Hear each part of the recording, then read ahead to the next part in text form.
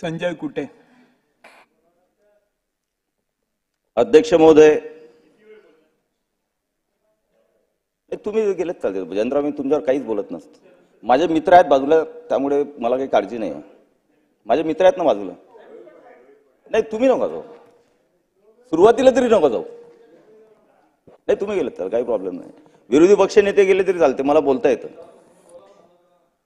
कारण विरोधी पक्ष नेते आता खूप बोलून थकलेत, थोडंसं चहा वगैरे घेऊन येतील. अध्यक्ष महोदय, अर्थसंकल्पाच्या चर्चेमध्ये मी भाग घेतो आणि अजितदादा, नाही तुम्ही थांबा ना, तुमच्यावर सुरुवातच करतो, नंतर सोडून देतो. माननीय अजितदादांनी हो हो हो 100% संधी देतो तुम्हाला. मीच द्यायला लावीन, मीच संधी द्यायला लावीन, काळजी नका करू. माननीय अजितदादा पवार यांनी आपल्या राजकीय आयुष्यातला हा 10वा अर्थसंकल्प अध्यक्ष महोदय मांडलेला आहे. किती वाजेपर्यंत आहे? आणि हे राज्य अध्यक्ष महोदय हे लोककल्याणासाठी शासन करायचं असतं. आणि म्हणून लोककल्याणकारी योजना ज्या लोकांच्या हिताच्या आहेत त्या योजना या बजेटमध्ये घ्यायच्या असतात आणि लोकांना त्याचा फायदा द्यायचा असतो. किती वाजता? मी तुमच्यावर सुरुवात करू, मग तुम्ही गेले चालते. अध्यक्ष महोदय, विरोधी पक्ष नेते आमचे विजूभाऊ वडेट्टीवार यांनी बजेटवर सगळे आकडे पेश केले. 6,12,000 कोटीचा बजेट, त्यातली तूट जी आहे ती 40,000 कोटीपर्यंत कशी भरून काढणार, कसं हे करणार, 40 लाख कोटीचा आपला पूर्ण हे सगळे त्यांनी कोट्यावधीचे सगळे मांडले आणि बजेटमध्ये तरतूद केलेल्या त्याचा हिशोब त्यांनी मागितला अध्यक्ष महोदय. परंतु अध्यक्ष महोदय, मी त्यांचं कौतुक एवढ्यासाठी करेल की त्यांनी जे काय मांडले असतील, अजितदादा निश्चितपणे उपमुख्यमंत्री त्यांना उत्तर देतील आणि जो काही खोटा नेरेटिव्ह त्यांच्या भाषणामधला आहे आकड्यांचा तो निश्चितपणे खोडून काढतील. पण माझे मित्र इथं बसलेले आहेत, नाव घेत नाही, त्यामुळे बोलण्याचा प्रश्नच येणार नाही. मग तुम्ही जायपर्यंत मी बोलून घेतो. अध्यक्ष महोदय, एक आमचे सन्माननीय सदस्य एक मित्र आहेत विधिमंडळामध्ये. अध्यक्ष महोदय, खोटा नेरेटिव्ह कसा सेट करायचा, सकाळी उठलं की रात्री झोपेपर्यंत कसं लोकांना मूर्ख बनवायचं तेच ते बोलायचं, आकडे फेकायचे आणि लोकांमध्ये संभ्रम तयार करायचा. एका वाहिनीवर माझ्या मित्रांनी आम्ही डिबेट करत होतो. 2022-23 16 लाख कोटी रुपयांचा तूट, 16 लाख कोटी. नंतर आले 23-24 32 लाख कोटी तूट अर्थसंकल्पात. मग आले 24-25 1 लाख कोटीची तूट. मी त्याच वेळेस म्हटलं की 16 लाख 17 लाख आपण बजेट किती मांडून एवढेची तूट. पण माझ्या मित्रांनी दुसरा विषय त्याच्यापेक्षा गमतीदार मांडला. अहो तुम्ही एवढे बोलताय ना, तर केंद्र शासनाकडे 16 लाख दादा 16 लाख कोटी जीएसटीचे बाकी आहेत. नाही 16 लाख माझ्या मित्रांनी सांगितलं, जे आता मला डिस्टर्ब करतायत, 16 लाख कोटी जीएसटी बाकी आहे. मी त्यावेळेस म्हटलं साहेब 16 लाख कोटी मजाकची गोष्ट आहे का, एवढा जीएसटी कुठं बाकी राहतो, काहीतरी हजारात बोला. पण माझ्या मित्रांनी खोटं बोलून नेरेटिव्ह सेट करून लोकांना काय फक्त दिशाभूल करायची, आकडे फेकायचे. लोकांना काय माहिती आहे 16 लाख कोटी का 16,000 कोटी. आणि म्हणून अशा पद्धतीनं याही लोकसभेच्या, आमचे मित्र गेले तरी चालतील, याही लोकसभेच्या निवडणुकीमध्ये अध्यक्ष महोदय ते सांगतो. आणि रशिया युक्रेनच्या युद्धाचा उद्या तुम्हाला जे काय असेल ते पुरावे देतो. तुम्ही आता सभागृहात म्हटलेला आहे की त्यामुळे मी राजीनामा देईल, उद्या तयारी ठेवा. उद्या देतो तुम्हाला, प्रूफच देतो, उद्या तयारी ठेवा, उद्या तयारीच ठेवा. मी तुम्हाला देतो उद्या पुरावे.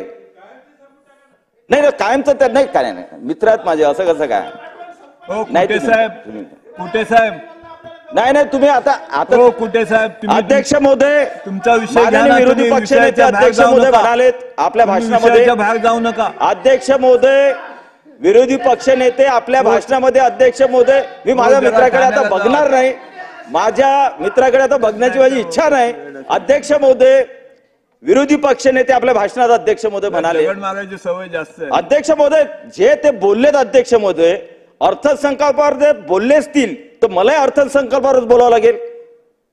त्यामुळे त्यांनी म्हटलं अध्यक्ष महोदय की या लोकसभेमध्ये आम्ही 31 जागा जिंकल्यात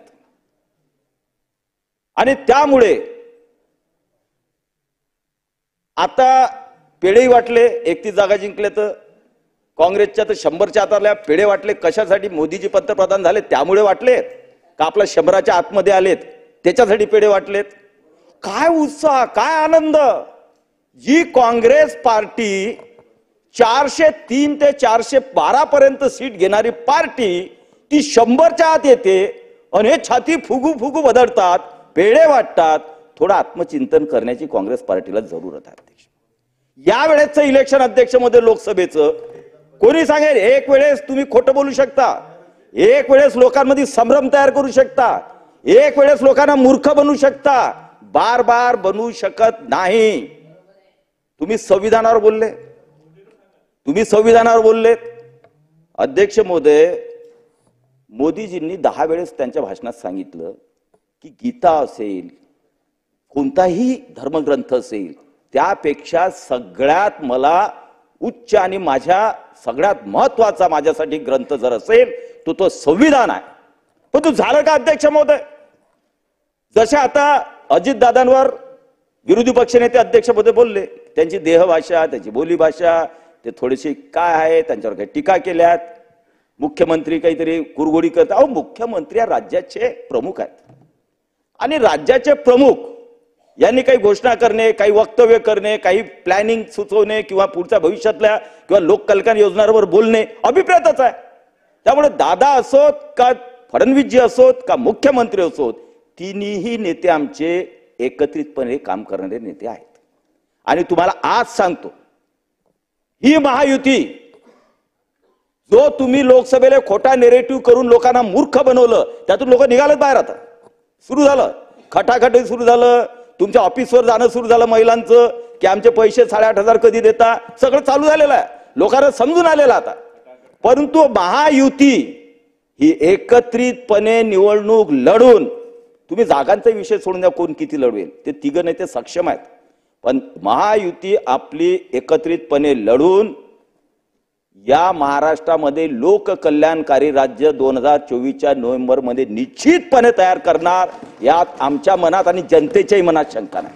कारण जनतेने 2019 मध्ये आम्हालाच दिलं होतं, 2019 मध्ये युतीलाच मतदान केलं होतं.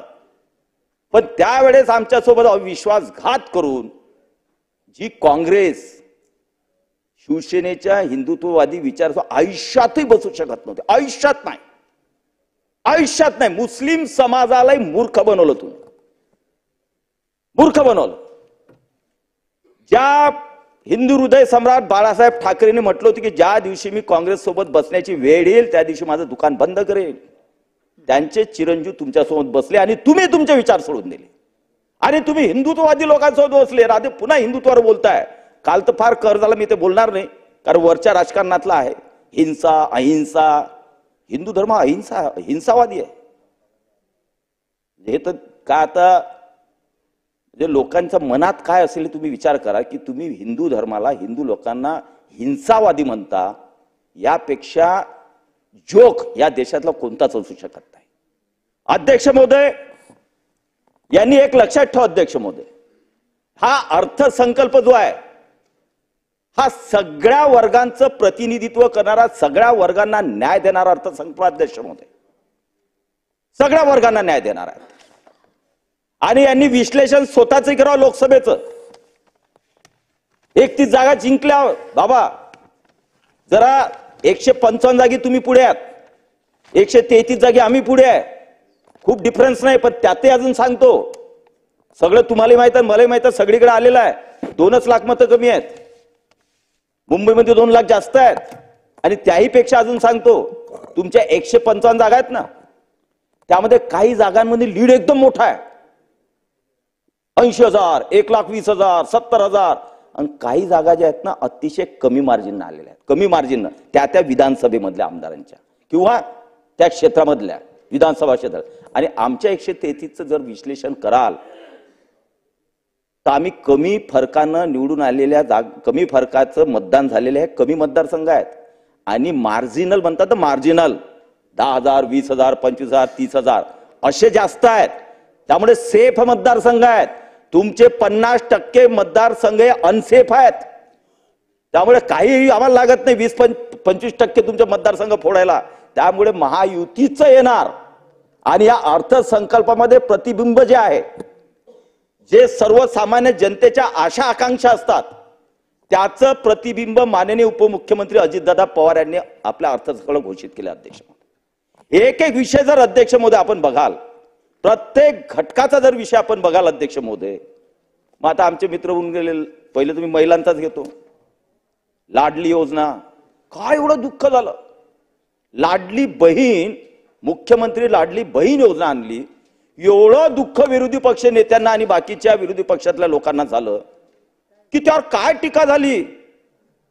एका बहिणीला पाळलं आणि मग हे म्हणून लाडकी बहीण आले. हो, हे गरीब महिलांसाठी, गरीब आपल्या भगिनींसाठी, माता भगिनींसाठी योजना आहे.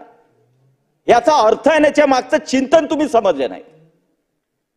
याच्या मागचं चिंतन जर समजले असते तर तुम्ही असे वाक्य बोलले नसते. अध्यक्ष महोदय, लाडली बहीण योजनेचा मागचं चिंतन हे आहे की जे गरीब आहेत महिला, त्यांना महिन्याचे 1,500 रुपये हे त्यांच्या खात्यात जर गेले, कारण ती शेवटी घर चालवते. आणि यामध्ये एक विचार करा की आमच्या शेतकरी आणि शेतमजूर आणि विशेषतः शेतकरी महिला ह्या मॅक्झिमम त्या योजनेमध्ये बसणार आहेत. मॅक्झिमम उत्पन्नाचा किंवा सगळ्या अटी पार करून मॅक्झिमम शेतकरी महिला बसणार आहेत.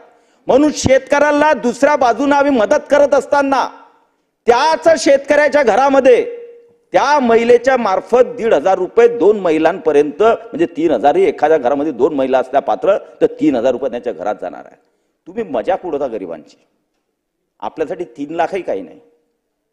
आपण 5 स्टार हॉटेलमध्ये राहिलो आपल्याला काही वाटत नाही. आपण चार्टर्ड प्लेनमध्ये गेलो काही वाटत नाही. आपण 5 स्टार हॉटेलमध्ये काय खातो त्याचंही आपल्याला किती हजारो बिल दिलं आपल्याला काही वाटत नाही. परंतु त्या गरिबांचं बघा, 2 आणि 3,000 सुद्धा त्यांना मोठे वाटतात. त्यांच्या आशा आकांक्षा कमी असतात, गरजा कमी असतात. आणि म्हणून त्यांना छोट्या मुलांचं किंवा घर चालवताना ज्या अडचणी असतात त्यामध्ये जर शासन जे लोककल्याणकारी योजना राबवत असेल, त्यांना फायदा देत असेल, तर त्याचं दुःख करण्याऐवजी कधी तर स्वीकारा, कधी तर स्वीकारा. आणि एक बघा, एक आमचे सन्माननीय आता आमचे मित्र गेले उठून, त्या डिबेटमध्ये काय म्हणाल माहिती आहे, ही तुम्ही मध्य प्रदेश कडून योजना घेतली, का नाही घ्यायची. या देशामध्ये जे जे राज्य आहे, मग ते कोणत्याही पक्षाचं असो, त्या राज्यामध्ये जर एक लोक कल्याणकारी योजना कोणतंही शासन राबवत असेल तर ती जर आपण ऍक्सेप्ट केली तर आपल्या महाराष्ट्रातल्या माता भगिनींना त्याचा लाभ दिला तर वावगा काय.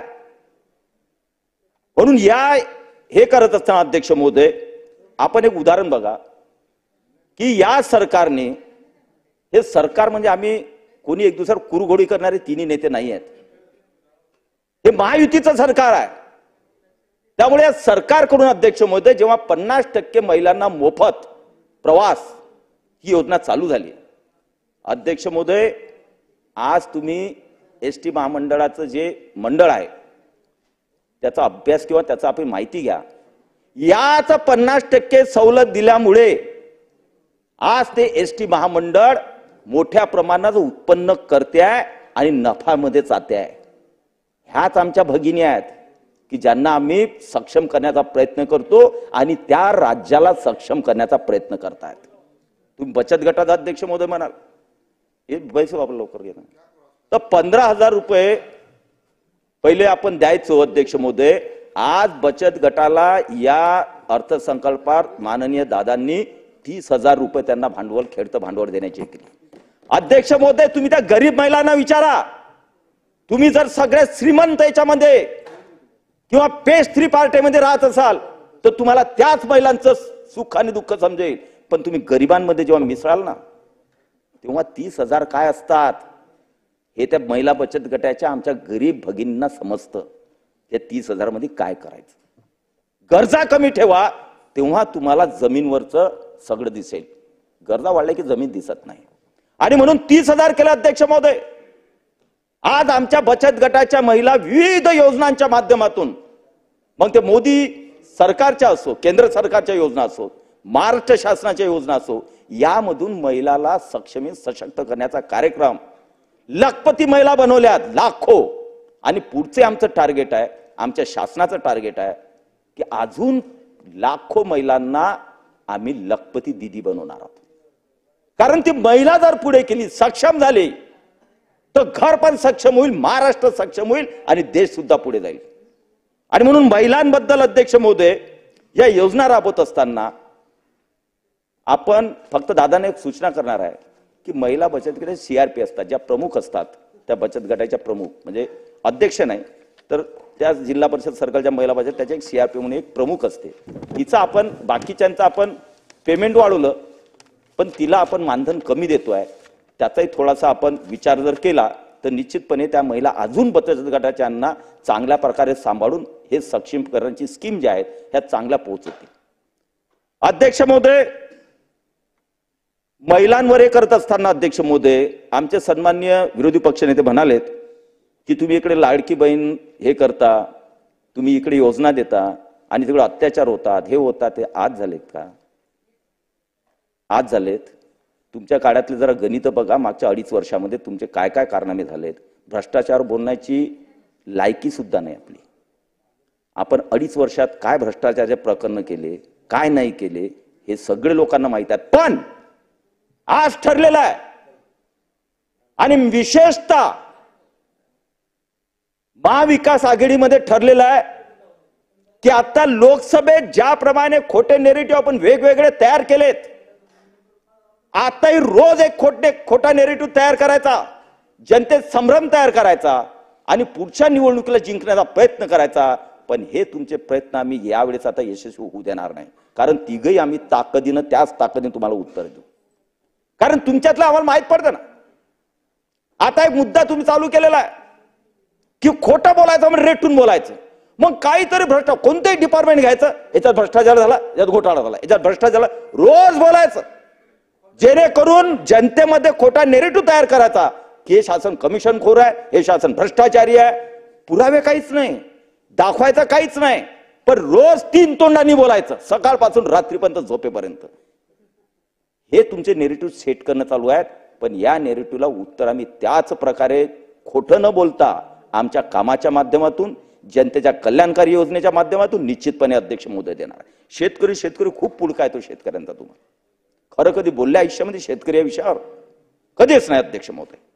आज अध्यक्ष महोदय कमीत कमी हे तर मान्य करायला पाहिजे की केंद्र शासन 6,000 रुपये शेतकऱ्यांना देतंय, राज्य शासन आपलं 6,000 रुपये शेतकऱ्यांना देतंय, 12,000 शेतकऱ्यांना देतंय वर्षाचं. अध्यक्ष महोदय जर आपण पाहिलं अध्यक्ष महोदय तर या 2 वर्षामध्ये 12,000 कोटी रुपये शेतकऱ्यांच्या खात्यामध्ये आपण जमा केले की जे तुम्ही मागच्या 2 वर्षामध्ये तुमच्या 2.5 वर्ष कार्यकाळ 5-6 हजार कोटीच्या वर शेतकऱ्यांना तुम्ही काहीच देऊ शकले नाही.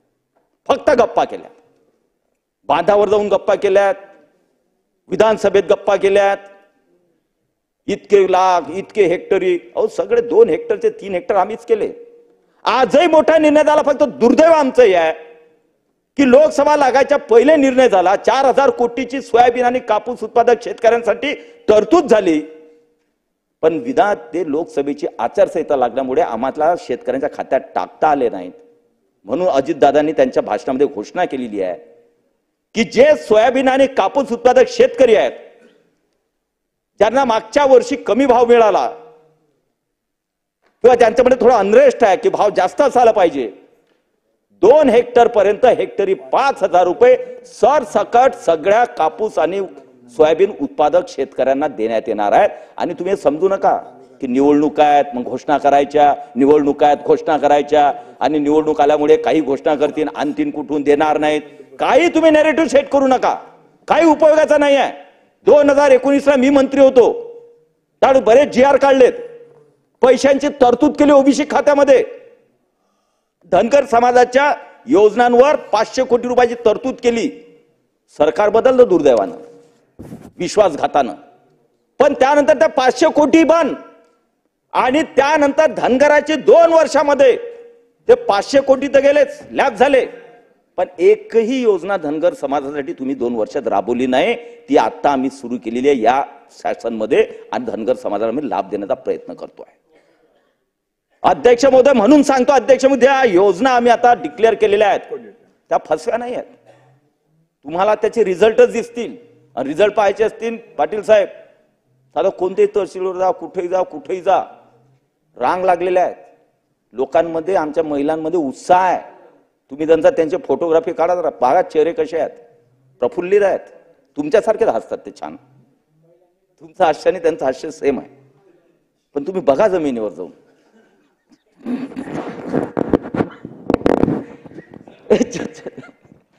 छान पैकी एक बघा आणि खरोखर उत्साह आहे. म्हणून मी आकडेवारी का मांडत नाही, कारण जे आकडे विरोधी पक्ष नेत्यांनी मांडले की अर्थसंकल्पाला तूट, हे ते राजकोषीय तूट वगैरे वगैरे वगैरे, कर कुटुंबाला इतका करते, ते त्याचं दादा त्या टेक्निकल भाषेमध्ये उत्तर देतील. पण त्या अर्थसंकल्पाच्या मागचा भाव काय, तो मी अर्थसंकल्पाच्या या माध्यमातून बोलताना मांडतो. त्याचा भाव काय अध्यक्ष महोदय? अध्यक्ष महोदय, पीक विम्यामध्ये अध्यक्ष महोदय, आमचे माजी मुख्यमंत्री सन्माननीय ते म्हणायचे, माझ्याशी बोलले होते की पीक विमा जेव्हा देवेंद्रजी फडणवीस साहेब आमचे मुख्यमंत्री होते तेव्हा हे म्हणायचे, माजी मुख्यमंत्री 2-2.5 वर्षापूर्वीचे, पीक विम्यात लूट चालू आहे, कंपन्या गब्बर होत आहेत. पण आम्ही त्यांना आकडे दिले की 2018-19 मध्ये 110% हा पीक विमा शेतकऱ्यांच्या खात्यात जमा झाला. 110%, म्हणजे 100 रुपये जर शासन मिळून आणि शेतकऱ्यांना भरले असतील तर 110 रुपये शेतकऱ्यांना मिळाले. आणि मग 2.5 वर्षातलं रेकॉर्ड आम्ही काढलं. जे मुख्यमंत्री, माजी मुख्यमंत्री पीक विम्यावर टीका करायचे, गब्बर होतात कंपन्या म्हणायचे, त्याच 2-2.5 वर्षामध्ये त्या कंपनींना 8,000 कोटीचा नफा हा त्यांच्या कार्यकाळात झाला. त्यावेळेस एक शब्दही बोलले नाहीत, एक शब्दही बोलले नाहीत. आणि आज अर्थसंकल्प समजत नाही. त्यांनी एका टीव्हीवर सांगितलं होतं की मला अर्थसंकल्पातलं काही समजत नाही. मग अर्थसंकल्पातलं समजत नाही तर मग टीका करताना कसं समजतं की गरीब गरीब होणार आणि श्रीमंत सीमा कुठून शोध लावला, त्याचं काही विश्लेषण, त्याच्या मागचा भाव, ते का मांडलं तुम्ही? मग समजत नाही तर मांडायचं कशाला, हा एक प्रश्न अध्यक्ष महोदय. आणि म्हणून अध्यक्ष महोदय, शेतकऱ्यांसाठी विशेषतः शॉर्ट टर्म आणि लॉंग टर्म दोन्ही योजना शासन करते. आणि तू महिलांचं म्हटलं ना, लाडकी बहीण, तुम्ही बघा, अजित दादा आमचे उपमुख्यमंत्री पहिला हप्ता हा 15 ऑगस्टच्या दिवशी किंवा त्याच्या पूर्वी हा महिलांच्या खात्यामध्ये जमा करणार, आमच्या बहिणींच्या खात्यामध्ये. आणि आज चांगली गोष्ट झाली की महिलांना मी आवाहन करतोय, आमच्या माता बहीण कुठे रांग लावू नका. तुम्ही जुलैमध्ये फॉर्म भरा, तुम्ही ऑगस्टमध्ये भरा, तुम्ही सप्टेंबरमध्ये भरा. जुलै पासूनचा हप्ता तुम्हाला सप्टेंबरमध्ये जरी तुमचा मंजूर झाला तरी जुलै पासूनचे 3 हप्ते तुमच्या खात्यात जमा होतील. त्यामुळे घाई गडबड करून, पण उत्साह आहे. अहो हे बघा, मी अर्थसंकल्प, मला बोलायचं म्हणजे माहिती नव्हतं मला बोलायचं आहे, पण वेळेवर सांगितलं प्रतिनिधी की तुला बोलायचं आहे, तरी मी बोलतोय अर्थसंकल्पावर. हेच अर्थसंकल्पावर जयंत पाटील साहेब, तुम्ही जर गावं खेडोपाडी आणि शहरात गेले ना तर लोक सुद्धा अतिशय चांगल्या प्रकारे अर्थसंकल्प तुम्हाला समजून सांगतील. नाही, तुम्हाला समजून सांगतील अर्थसंकल्प, कारण एवढा चांगला आणि सुटसुटीत आणि कल्याणकारी लोकांना भावणारा अर्थसंकल्प दादांनी दिलेला आहे की लोक सुद्धा तो अर्थसंकल्प न सांगता, न खाली पाहता, न हातामध्ये घेता छानपैकी समजून सांगतील. इथपर्यंत अर्थसंकल्प पोहोचलाय. आणि म्हणून शेतकऱ्यांना अध्यक्ष महोदय विविध प्रकारे, मग कांदा उत्पादक, धान उत्पादक, त्यांना अनुदान देतो. आणि एक बघा, हे जे 5,000 हेक्टरी आहेत, 2 हेक्टर पर्यंत, तुम्ही समजूच नका की हे पुढे आपल्याला द्यावं लागतील, पुढे असेल, काही नाही, पुढच्या सरकारला काही नाही, याच सरकारमध्ये आम्ही देऊ, याच सरकारमध्ये देऊ, हा विश्वास अजितदादांनी दिलेला अध्यक्ष. त्यामुळे शेतकऱ्यांच्या विषयावर, मग दूध उत्पादक शेतकरी असेल त्याला 5 रुपये, गाईचे दूध उत्पादक शेतकऱ्यांना, तेही आम्ही सुरुवात करतोय, ते दादा सांगतील. आणि अध्यक्ष महोदय, सगळ्यात महत्वाचं होतं की सोलर फीडर. मला आमचे प्राजक्ता होते तनपुरे साहेब, माजी राज्यमंत्री, आमचे मित्र आहेत, ते म्हणाले की माझ्या मतदारसंघात 4 होते आणि ते 4 आम्ही सुरुवात केली, आम्ही हे केली आणि ते सरकार आलं तुम्ही बंद केलं तर आमचं पुढे गेलंच नाही. त्यांना काहीच माहित नाही. तुम्ही 4 फक्त तुम्ही राज्यमंत्री असल्यानंतर तुमचं शासन तुम्ही 4 पर्यंतच गेले. आज देवेंद्र फडणवीस साहेब हे ऊर्जा मंत्री आहेत. आज महाराष्ट्रातल्या जवळपास सगळ्या जिल्ह्याचे टेंडर निघालेत. माझे एकट्या मतदारसंघातले 13 टेंडर निघालेत. त्यांचं सर्वेक्षण चालू आहे आणि आता कामही चालू होते. म्हणजे जे 33 केवीचे सेंटर आहेत त्याच्यावर सोलर एनर्जी तयार करणे आणि शेतकऱ्यांना आपली वीज देऊन ती सोलरची वीज ग्रीडमध्ये घेणे आणि शेतकऱ्याला दिवसा सुद्धा मुबलक वीज देणे, 1 ते 1.5 वर्षामध्ये हा कार्यक्रम कंप्लीट होईल. म्हणून शेतकऱ्यांच्या दृष्टीने तोही आनंदाचा दिवस आहे. आणि सगळ्यात मोठी घोषणा दादांनी केली मोफत विजेची. खरोखर शेतकऱ्यांना बरेच दिवसाची मागणी होती की आम्हाला मोफत वीज द्या, कारण कोणत्या ना कोणत्या प्रकारे शेतकऱ्यांना 4-5 बाजूने जर मदत केली तर शेतकरी सक्षम होईल. मग ते PM किसान असेल, CM किसान असेल, त्यानंतर बाकी पीक विम्याच्या माध्यमातून असेल किंवा आता महिलांना दिले ते त्यांच्या घरामध्ये जातील, पुन्हा मोफत वीज दिली तर तेही त्यांचे पैसे वाचतील. अशा पद्धतीने विविध प्रकारे शेतकऱ्यांना सक्षम करण्याचा शॉर्ट टर्म आणि त्या पद्धतीने चालेल. लॉंग टर्म साठी सिंचनामध्ये मी जयंत पाटील साहेब तुम्हाला सभागृहात म्हटलं होतं, पाटील साहेब की तुम्ही जलसंपदा मंत्री होते, माझे 3 प्रकल्प 2 वर्ष फाईल कुठे होती? मुख्यमंत्री कार्यालयात. मी तुम्हाला 2 वेळेस आलो तुमच्याकडे की साहेब ते करा, सुप्रमा द्या, पैसे पडलेले आहेत, केंद्र शासनाचे पैसे होते, बळीराजामधले खर्च करायचे होते. मी तुम्हाला वारंवार गेलो, तुम्ही काय सांगितलं होतं मला? ती फाईल CM कडे, तू CM कडे जाऊन मिळ. आता जाऊ द्या, पुढचं खूप काही सांगत नाही. नाही, पाटील साहेब आमचे ज्येष्ठ नेते आहेत, पण त्यांचं नाही, पण एक सांगितलं होतं की कोणतीही भाजपच्या आमदाराची फाईल यापुढे क्लिअर करायची नाही. 2 वर्ष माझी फाईल CM ऑफिस मध्ये पडली होती, सुप्रमा भेटली नाही. आणि म्हणून काय सांगता काय शिकवताय? आम्हाला भेटलं नाही, आम्हाला भेटलं नाही, त्याला भेटलं नाही, आम्हाला भेटलं. आमचं काय केलं तुम्ही हाल त्यावेळेस? सांगतो ना, आर कचेरी, आलेवाडी, झीगाव, इस्लामपूर, त्यातल्या 3 फाईल तर अटकलेलं नाही. 1 फाईल तर 2.5 वर्षामध्ये हल्लीच नाही. ती आता केंद्र शासनामुळे आता मंजूर करून आणले, त्याच्यावर केंद्र शासनाकडे सुद्धा पाठवली नाही बळीराजामध्ये पैसे मागणीसाठी. पण जाऊ दे, त्या विषयावर जात नाही. त्यामुळे कोण कसं वागलं आणि हे वागणं कधीपासून बिघडलं माहित आहे? मी 2004 पासून आमदार आहे. मी तुम्ही होते मंत्री, दादाही होते, बाबाही होते, 10 वर्ष विरोधी पक्षात होतो. असे खराब अनुभव नाही आले.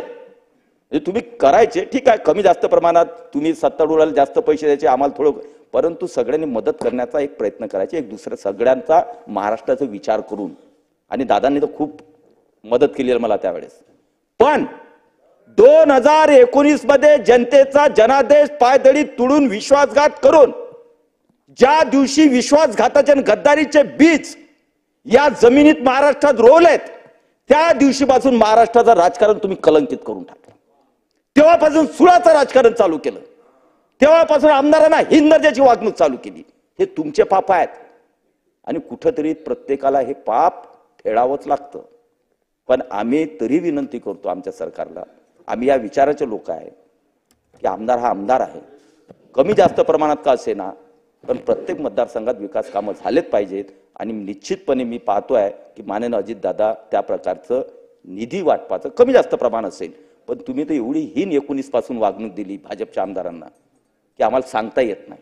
आणि म्हणून वातावरण खराब करण्याचं काम हे तुमच्या अविश्वासातून झालेलं आहे. अध्यक्ष महोदय, मी 1-2 विषय सांगून संपवणार. अध्यक्ष महोदय, युवांसाठी रोहितजी पवारचा आग्रह असते, युवांबद्दल निश्चितपणे त्या सगळ्यांचा आग्रह असते. म्हणून युवा काही सोडता येत नाही. युवा हे आपल्या देशाची संपत्ती आहे. त्यामुळे अप्रेंटिससाठी 10,000 रुपये महिना, 8,000 रुपये महिना, 10 लाख मुलांसाठी, जेणेकरून ते चांगले प्रशिक्षित होतील, चांगल्या नोकऱ्यांवर जातील. नोकऱ्या काही सरकारी नाही, तो सरकारी नोकऱ्या आहेत किती, आपण त्याच्यावरच मोठं रणकंदन करतो. आजकाल नोकऱ्या निर्माण करणारे मुलं, स्टार्टअप करणारे मुलं आहेत. आजकाल मुलांमध्ये तेवढं स्किल आहे, फक्त त्यांना मदतीची गरज असते. आज त्या रोजगाराच्या माध्यमातून देश पुढे जातो. अध्यक्ष महोदय, मी बाकीच्या विषयावर बोलणार नाही. अध्यक्ष महोदय, फक्त एका विषयावर बोलणार आहे आणि संपवणार अध्यक्ष महोदय, कारण विषय भरपूर आहेत. मोफत शिक्षण मुलींचं असेल, त्यामध्ये विरोधी पक्ष नेत्यांनी जी अपेक्षा व्यक्त केली, मला वाटतं दादा त्याच्यावर निश्चितपणे विचार करतील, त्यामधून मार्ग काढण्याचा प्रयत्न करतील अध्यक्ष महोदय. पण अध्यक्ष महोदय, आपल्या या महाराष्ट्रामध्ये शेवटचा मुद्दे मांडणार आणि संपवणार आहेत. या महाराष्ट्रामध्ये मराठा समाज जो आरक्षण मागतोय, ओबीसी समाज ज्याच्यामध्ये आरक्षणाच्या बाबतीत अनरेस्ट आहे. अध्यक्ष महोदय, कधीतरी या सदनातल्या सर्व सन्मान्य सदस्यांनी खरं बोलून कोणत्याही समाजाची फसगत होणार नाही या प्रकारे जर एक दिशेने जर काम केलं अध्यक्ष महोदय, त्या समाजात भांडणं लागणार नाही. पण अध्यक्ष महोदय, भांडणं कसे लागतायत? मी विरोधी पक्षांना विनंती करणार, आवाहन करणार आहे. आता संविधानावर बोलताना विजयभाऊ वडेट्टीवार म्हणाले की 5-6 खासदारांनी म्हटलं, तिथून आम्ही मग संविधानावर नेरेटिव्ह चालू केला.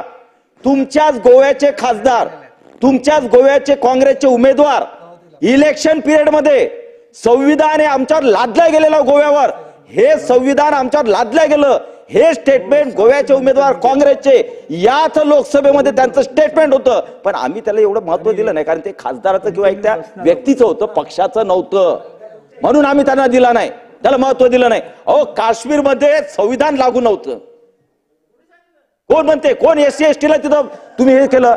एससीला कोणाला तिथं हे होतं तुमचं आरक्षण? ते मोदी साहेबांनी केलं 370 काढून. नाही तर एससी लोकांना आरक्षणच नव्हतं काश्मीरमध्ये. अभ्यास करा, तेवढा छोटा माझा अभ्यास आहे. आणि अध्यक्ष महोदय, महाराष्ट्र अध्यक्ष महोदय, ओबीसी आणि मराठा हे भांडणं जे लागतात, माझी प्रामाणिक इच्छा आहे, माझी प्रामाणिक इच्छा आहे, नाही तुम्हाला सांगतो, प्रामाणिक इच्छा आहे, तुम्हाला सांगतो, तुम्ही नका, तुम्ही सगळं जास्त लावता, राहू द्या. फक्त माझा अध्यक्ष मध्ये विरोधी पक्षातल्या तिन्ही प्रमुख पक्षांना विनंती आहे, काँग्रेस असेल, राष्ट्रवादी आमचे माननीय पवार साहेबांचा असेल, माननीय उद्धव साहेबांची शिवसेना असेल, या तिघांनी अध्यक्ष महोदय एक वेळेस डिक्लेअर करा, पक्ष म्हणून, वैयक्तिक नाही, पक्ष म्हणून भूमिका साफ करा की मराठा समाजाला ओबीसीच्या आतमध्ये सरसकट आरक्षण द्यायचं का नाही द्यायचं, याच्यावर स्पष्ट भूमिका करा. त्यांनी जी भूमिका घेतली अध्यक्ष महोदय की ओबीसी समावेश करायचा, त्या भूमिकेवर सरकार विचार करेल. आणि त्यांनी जर म्हटले की ओबीसी मध्ये समावेश करायला आमचा विरोध आहे, स्पष्ट भूमिका करा महाराष्ट्राच्या जनतेसमोर. असे सॉल्व करून राजकारण करून लोकांना भिडू नका. अध्यक्ष महोदय, शेवटचा अध्यक्ष महोदय, मी फक्त आभार मानणार आहे. श्री संत रूपलाल महाराज यांच्या नावानं आमचे आराध्य दैवत आहे, आपण मंडळ दिलं आणि त्यांचं राष्ट्रीय स्मारक हे शासकीय जागेत करण्याचं मंजूर केलं, त्याबद्दल मी अर्थमंत्र्याचं मनापासून आभार मानतो अध्यक्ष महोदय. त्याचप्रमाणे अध्यक्ष महोदय, अजितदादा साहेब, आपली एक वेळ चर्चा झाली होती की या महाराष्ट्रामध्ये मायक्रो ओबीसी मध्ये त्यातही इतके गरीब काही आहेत, म्हणजे त्यातले गोंधळी असतील, नाथजोगी असतील, गारुडी असतील, ते महादाचं सोंग घेतात, हे जे या प्रकारचे जे कलाकारी करतात किंवा गावोगावी भिक्षा मागतात, भिक्षेकरी असतील, गोसावी असतील, हे जे समाज आहेत अध्यक्ष महोदय, अतिशय दुर्लक्षित या महाराष्ट्रात समाज आहे. मोठे ओबीसीचे समाज प्रगल्भ झाले अध्यक्ष महोदय, प्रगल्भ म्हणता येत नाही पण बऱ्यापैकी आले. पण हे जे छोटे आहेत ना अध्यक्ष महोदय, जे भिक्षेकरी आहेत, जे छोटे छोटे आपले कार्यक्रम करतात, सोंग घेतात, हे समाज अतिशय गरीब आहेत. या गरीब समाज 10-12 समाज आहेत, या गरिबांसाठी अध्यक्ष महोदय, दादांना माझी विनंती आहे की याच्यावरही आपण एखादं मंडळ करून हा खरोखर म्हणजे सगळ्यात जर एससी पेक्षाही पिचलेला आणि दबलेला हा जर समाज असेल तर हे समाज अध्यक्ष महोदय. आणि म्हणून याच्यावरही आपण त्यांना आर्थिक ताकद कसा देता येईल भविष्यात आपण किंवा आपल्या भाषणात त्याचा उल्लेख करा अध्यक्ष महोदय. आणि शेवटचं अध्यक्ष महोदय, लोहारी काम करणारा आपला एक महाराष्ट्र समाज आहे, त्याला आपण पंचाळच म्हणतो अध्यक्ष महोदय. अध्यक्ष महोदय, विविध प्रकारचे मग ओबीसी पंचाळ, हे पंचाळ, असे वेगवेगळे त्यांचे घटक अध्यक्ष महोदय, ते अध्यक्ष महोदय आपल्या शेतकऱ्यांसाठी विळा, हे ते विडे वगैरे बनवण्याचं त्या याच्यामध्ये भट्टीमध्ये तयार करून करायचा प्रयत्न करतात अध्यक्ष महोदय. गावोगावी भटकती जमात आहे, समाज आहे, त्यांची एकच इच्छा आहे की आम्हाला ओबीसीच्या ऐवजी एनटी मध्ये आमचा समावेश केला तर आम्हाला न्याय मिळेल. यावरही शासनाने गंभीरपणे विचार करावा. आणि शेवटी एकच सांगतो की हा महाराष्ट्राचा अर्थसंकल्प हा तुम्ही किती म्हणा की या इलेक्शनसाठी केलेला अर्थसंकल्प नाही, हा राज्याचा लोककल्याणकारी अर्थसंकल्प आहे. आणि जे आम्ही केलं घोषणा, तुम्हाला या निवडणुकीच्या पूर्वी त्याची अंमलबजावणी झालेली दिसेल आणि तुमची पुन्हा त्याच बाकांवर त्याच बाकांवर रवानगी करणारा हा बजेट आहे जो लोकांनी स्वीकारलेला आहे. तो तुम्ही स्वीकारा. इच्छा असेल तर इकडे येऊन आमच्या सोबत बसा. जय हिंद, जय महाराष्ट्र.